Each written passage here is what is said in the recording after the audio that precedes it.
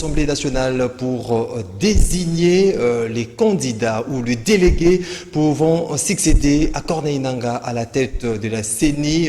Pas toujours des consensus, une consultation ou des pourparlers qui ont accouché ou débouché à une souris. Quelle solution apporter? Quelles mesures en mettre à place pour l'installation effective de la Commission électorale nationale indépendante CENI en perspective des élections de 2023? On en parle, mesdames et messieurs, fidèles téléspectateurs des canals Congo Télévision, avec notre invité dans ces plateaux, Diabanza Mwananene. Il est cadre de l'UDPS Tshisekedi. Monsieur Diabanza, bonsoir. Bonsoir. Encore de plus dans cette émission Zoom spéciale pour parler RDC. Il est important de temps en temps de se rencontrer parce que le pays nous appartient.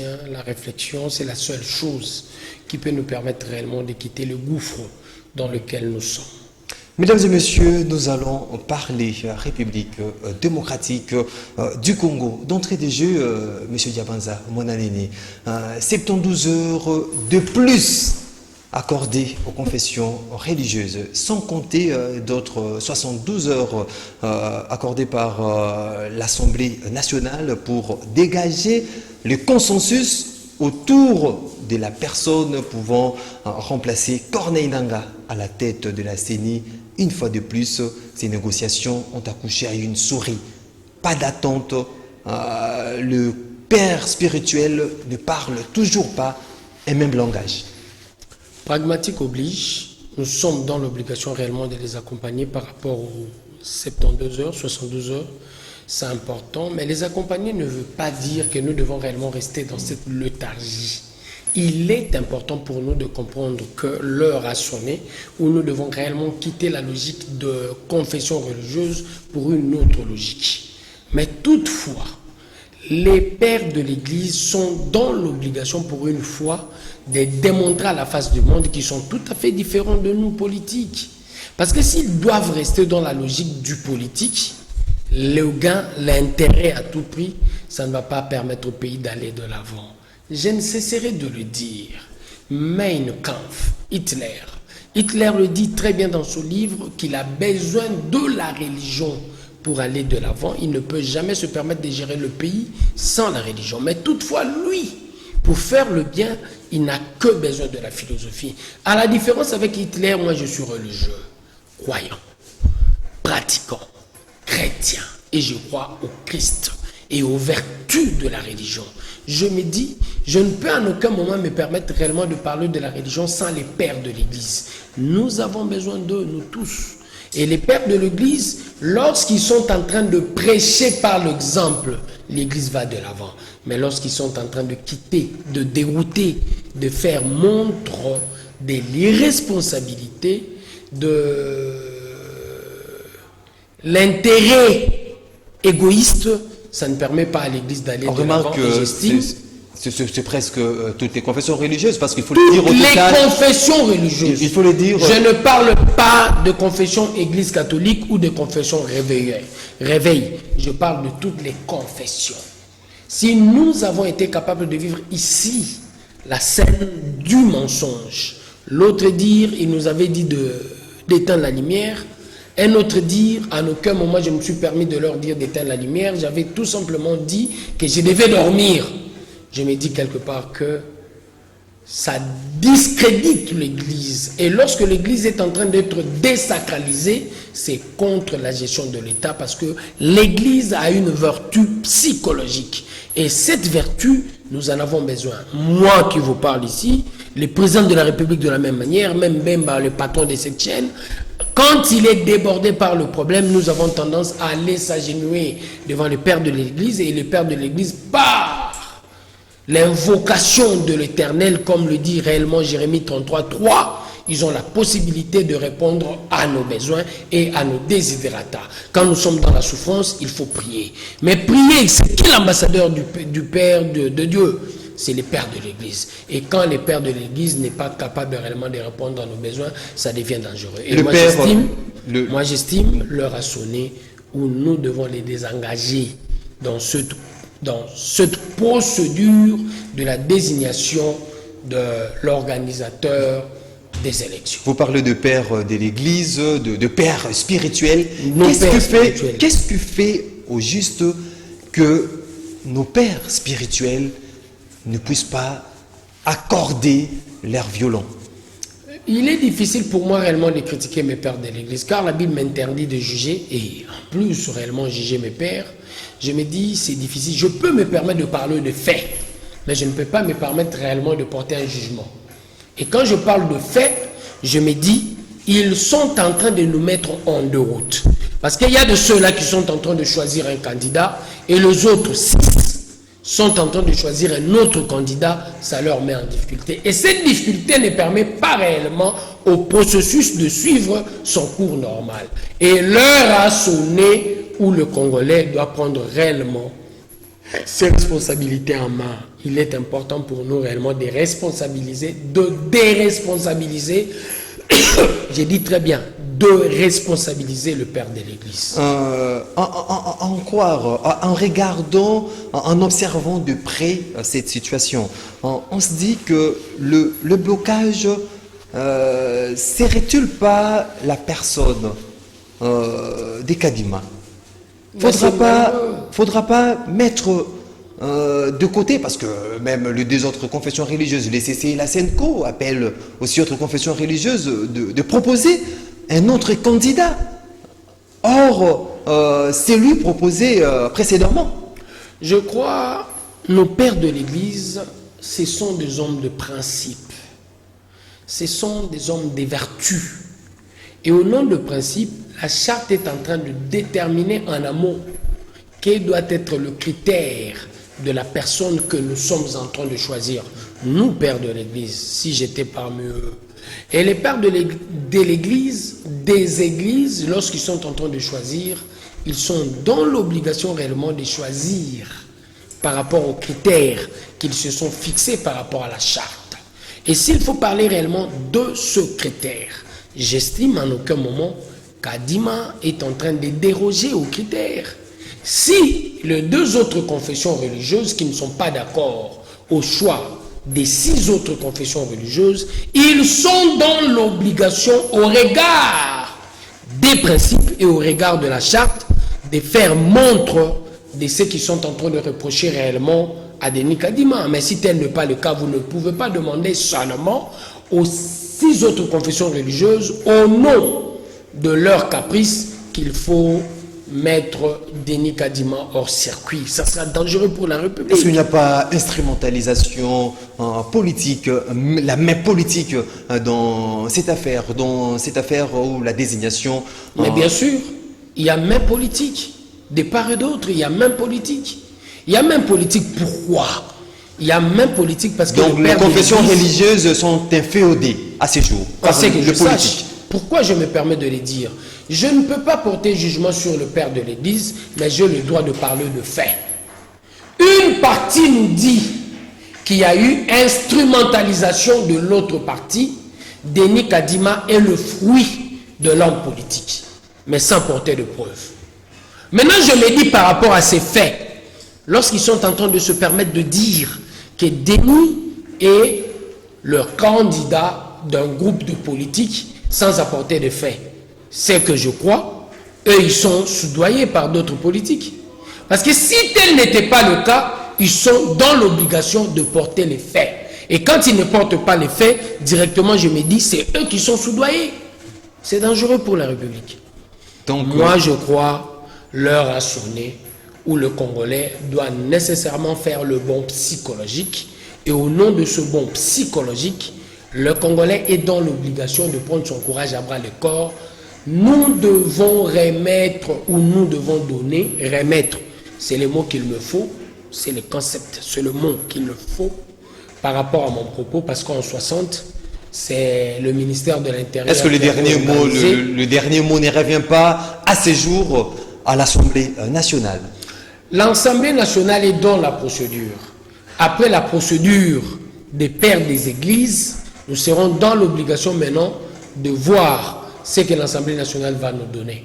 Et l'Assemblée nationale, par rapport à la procédure, s'il aura la possibilité de porter solution par rapport à ce qui est en train de nous diviser, ça sera une très bonne chose. Est-ce que l'Assemblée nationale, dans ses prérogatives, s'il faudra faire un choix par rapport à des tendances qui se dégagent, les CCCNCO et les 6 autres confessions religieuses, est-ce que le choix de l'Assemblée nationale sera le bienvenu Le choix dans doit le chef de être la porté population? par rapport à la loi. Les choix ne doivent pas être portés par rapport aux émotions des uns et des autres. Le choix doit être porté par rapport à la loi. Que dit la loi? Et ce que dit la loi, nous devons réellement le respecter tous, quel que soit notre bord politique. Si nous ne sommes pas capables de respecter la loi, le Congo ne va pas quitter le gouffre dans lequel nous sommes. Nous devons quitter ces gouffres, le rationner où nous devons réellement avoir un pays où le courant est permanent, un pays où réellement, dans notre moyen de communication qui est la route, il n'y a pas de nid de poules. Le moment est venu où réellement nous devons réellement vivre un autre Congo.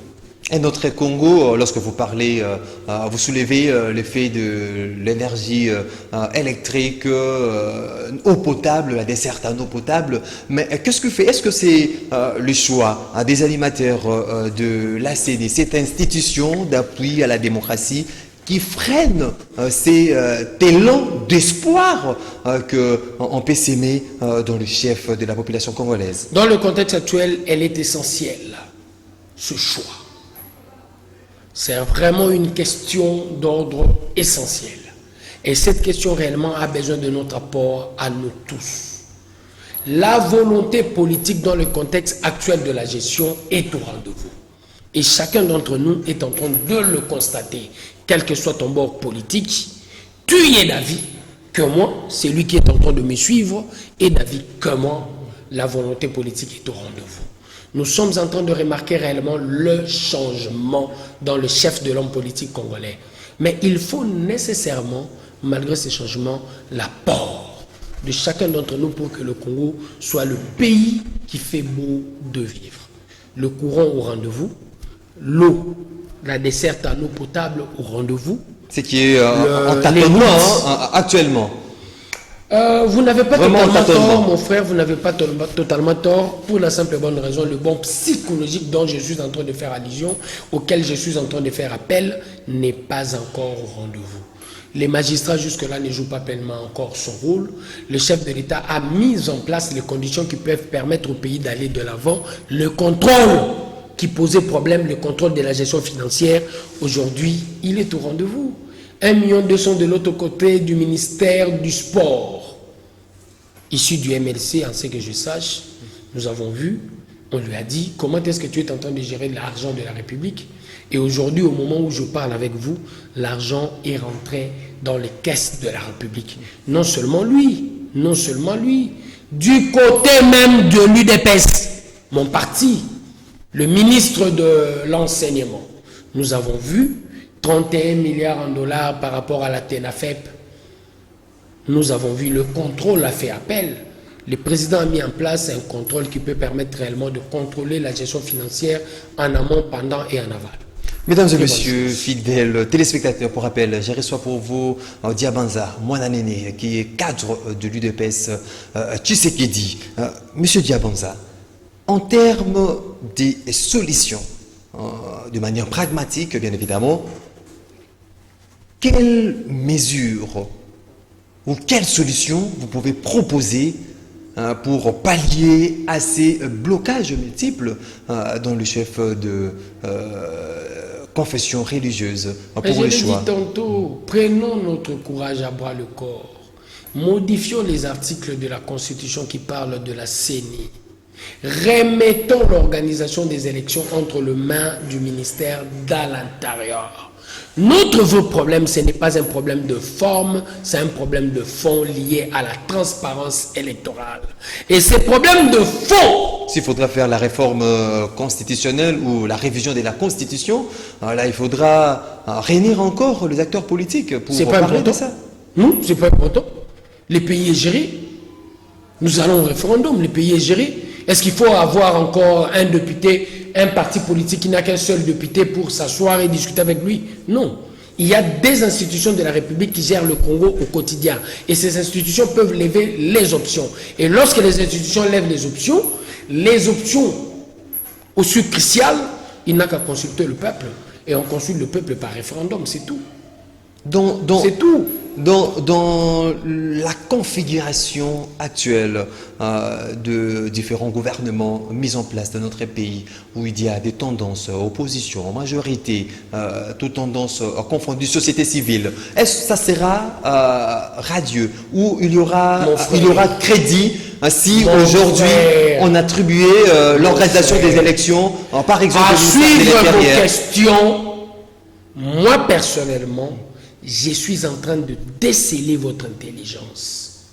Vous êtes très intelligent. Il n'est pas important pour nous, lorsqu'on parle de deux institutions, que vous puissiez vous référer aux hommes et aux partis politiques. Les partis politiques, tous, ont réellement besoin d'une loi qui les organise. Et lorsqu'on parle de la gestion quotidienne de l'État, on se réfère à la Constitution. Et en parlant de la Constitution, mon frère, s'il faut modifier un article de notre Constitution, si l'article a une dimension cruciale, on se réfère au peuple par rapport à un référendum. On ne parle pas des hommes politiques.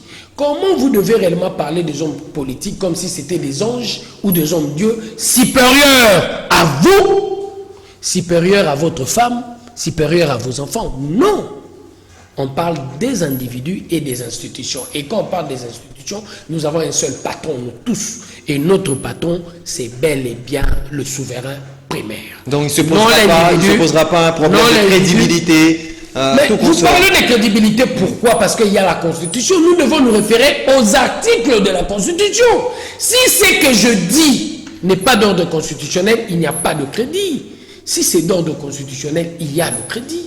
On se réfère à ceux-là, à ces articles-là, et on regarde dans la mesure du possible comment est-ce que nous pouvons modifier ces articles pour que l'organisation des élections devienne désormais l'affaire du ministère de l'Intérieur. Donc c'est une proposition de Diabanza Mwananene, qui est cadre de l'UDPS Tshisekedi, afin de pallier à ces problèmes qui nous tient vraiment à cœur, de la désignation de successeurs des Corneille Nangaa à la tête de la CENI. Mais il se dégage des options. Monsieur Diabanza Mwananene, vu ces spectacles désolants que nous présentent parfois les confessions religieuses, une tendance parle d'un glissement. Vu cette équation, ces blocages, on parle d'un glissement. Et puis une autre tendance parle d'un possible dialogue entre acteurs politiques. Comment jugez-vous ces deux tendances? Il n'y a qu'une seule tendance, jusque-là, par rapport à la présentation de faits et des intentions que vous venez de donner tantôt. S'il faut parler réellement du glissement, ceux-là qui veulent le glissement veulent un dialogue. Ils veulent un dialogue, pourquoi? Je vous ai attaqué, que les téléspectateurs puissent réellement m'en excuser. C'est tout simplement parce que j'ai tenté de vous dire que devant le tableau qui est en train de se présenter, nous ne pouvons pas parler des hommes, on doit parler des institutions. Et les institutions, il y a un modèle d'emploi qui prédétermine ou qui détermine la vie de la société congolaise. Et ces mots d'emploi s'appellent la Constitution. De la même manière dont ton appareil, par rapport à ton appareil, par rapport à la voiture, ou par rapport à nos téléviseurs, nous avons un mode d'emploi. Si vous ne respectez pas cette façon de faire, nous tombons directement. dans l'irréparable. Mais dans le contexte actuel, il y a des hommes qui se considèrent comme des hommes organes. Pour eux, quand ils ne se retrouvent pas, il faut s'asseoir autour d'une table pour que lui puisse devenir le patron des réformes institutionnelles. Il a besoin d'un poste. Mon frère, tu n'as qu'un seul député ou trois.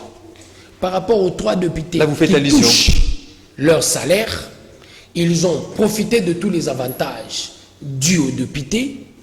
Hormis ces avantages-là, ils veulent encore que l'on puisse discuter de l'État congolais en dehors des institutions pour que eux, malgré les avantages qu'ils ont, malgré les salaires qu'il est en train de toucher, que l'on puisse encore une fois de plus lui donner le patronat de l'institution, réforme des institutions, que lui il a créé dans sa thèse qui n'est pas constitutionnelle.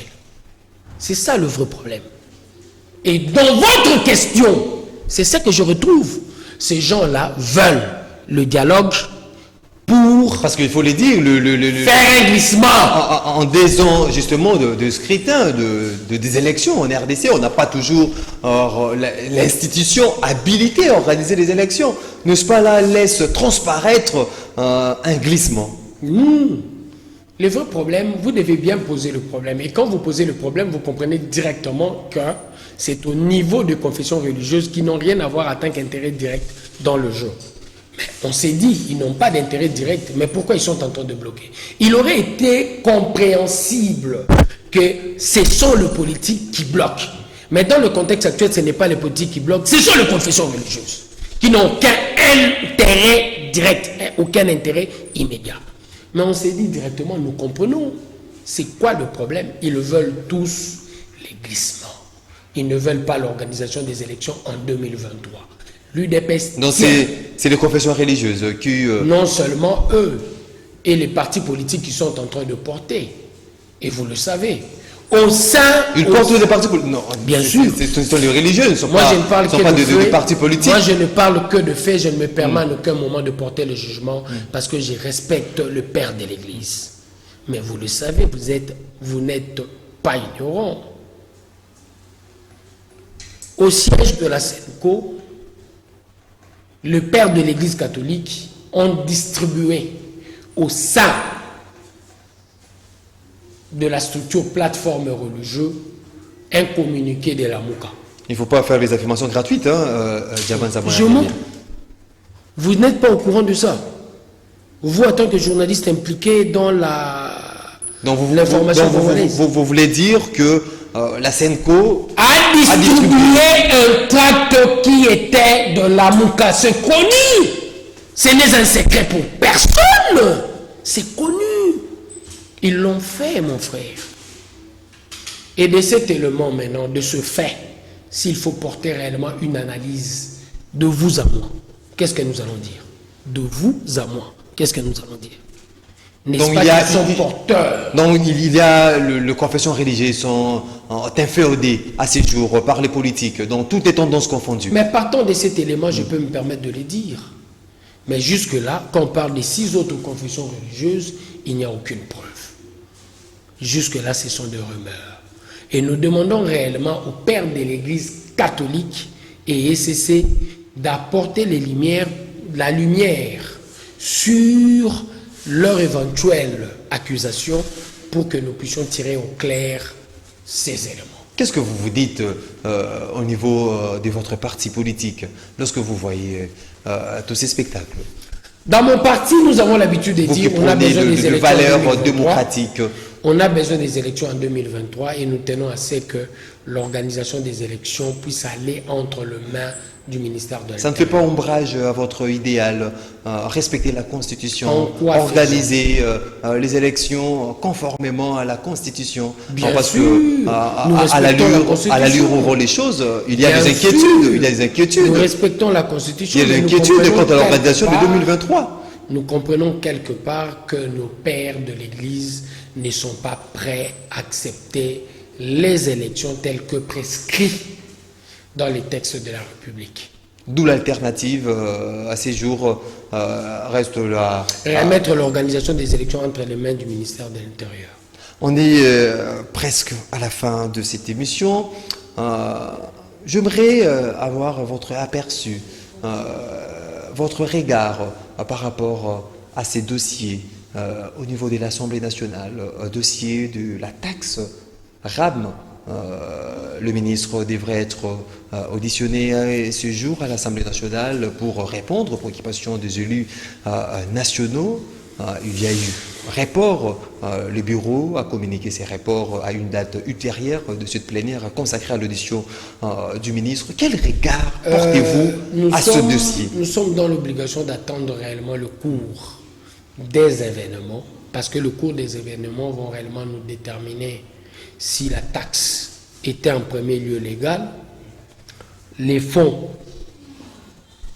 que la taxe a su percevoir a été bien géré, c'est l'Assemblée nationale qui va nécessairement nous fixer quant à ce. En tant que porte-parole, parce que vous êtes leader d'opinion, vous avez toute une base qui vous suit à ces nets moments, votre lecture de fait, justement, par rapport à tout ce qui se raconte, parce qu'on a vu dans le milieu politique, tout le monde s'est levé justement pour appeler à la suppression de cette taxe. D'autres personnes appellent au réajustement de cette taxe. En tant que leader d'opinion. De l'analyse de fait, je dirais, le Congo est en train de faire un pas de géant. Il y a de cela 5 ans, on aurait parlé de la mort de Rossi, des Bouquin Boukassa, des Thérèse Kapangala. Mais aujourd'hui, les débats changent. Il y a quel genre de débat? Détournement de fonds, pillage de recettes. Ça, c'est une très bonne chose. Avec l'arrivée du président Félix, on fait un autre débat. On ne fait plus les débats de massacre, d'assassinat, on fait un débat de détournement. Et j'estime que dans le contexte actuel, avec ces vents démocratiques, le ministre Kibase est dans l'obligation de chercher le moyen de défense. S'il ne l'a pas, sois-en certain, il sera mis hors état de nuire. Là, la taxe sera considérée comme quelque chose qui n'était pas conforme au texte de la République. Votre mot de la fin, M. Diabanza Bonandeni. Je dirais, je profite de l'occasion de votre micro pour faire un appel pathétique aux Matétois et Matétoises. Nous sommes en train de faire signer une pétition. Pour la simple et bonne raison que nous avons compris par rapport à notre bourse, le terrain Kembo, qui porte le nom d'un des meilleurs du rendez-vous des léopards à la Coupe du Monde. Aujourd'hui déjà, paix à son âme parce qu'il n'est plus avec nous. Et Matete s'est souvenu de lui. Les terrains nous coûtent 300 $ pour une petite location. Et je me dis par rapport à notre bourse, c'est au-delà de tout ce que nous pouvons réellement mobiliser comme capacité financière. Il est important dans le contexte actuel que tout Matétois, vous puissiez signer la pétition parce que d'ici là, nous allons réellement initier le dépôt de cette pétition par un événement de grande envergure. La pétition a pour quel objectif? Un événement de grande envergure. Nous voulons assez que les terrains dont il est question ici, qui nous coûtent 300 $, que l'on puisse... En termes de location. En termes de location, de 90 minutes, sont pris au rabais.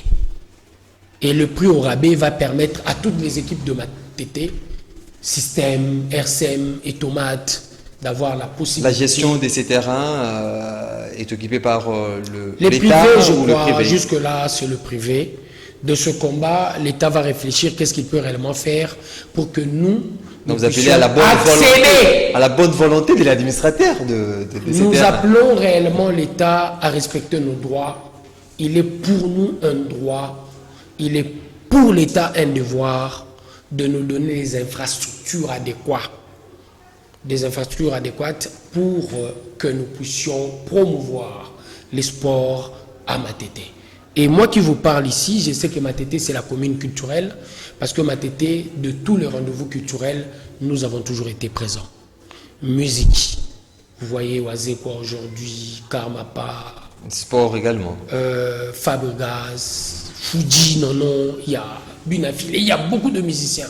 Sport, nous avons connu Kembo, Afuluta, Edingwe, il y a tous ces gens qui ont réellement fait la pluie et le beau temps. La pétition sera lancée. C'est déjà lancé, on est en train de signer et d'ici là, nous allons réellement lancer la date pour le dépôt de la dite pétition. Mesdames et messieurs, l'émission est complètement terminée, qui était consacrée exclusivement à ces dossiers de la CENI avec cette 72 heures de plus qui a couché à une souris dans les chefs de confession religieuse. Pas toujours de consensus, il n'y a pas eu la fumée blanche des candidats pouvant succéder à Corneille Nangaa à la tête de la CENI en perspective des élections de 2023. On a eu le réel plaisir de recevoir pour vous dans ces plateaux, dans cette émission Zoom, Diabanza Mwananene, qui est cadre de l'UDPS Tshisekedi, qui vous a donné la matière grise des réflexions pointues quant à ce sujet sous examen. Je vous dis merci de temps disposé. Merci beaucoup d'avoir pensé à moi pour que nous puissions réellement partager à ce qui concerne réellement le sujet d'actualité de notre pays. Moron Djambe était à la réalisation, Fiston Atunga à la régie, Olivier Longwango à la prise de vue. Je vous retrouve la semaine prochaine pour un autre numéro de votre émission Zoom. Nous allons parler République démocratique du Congo. Au revoir.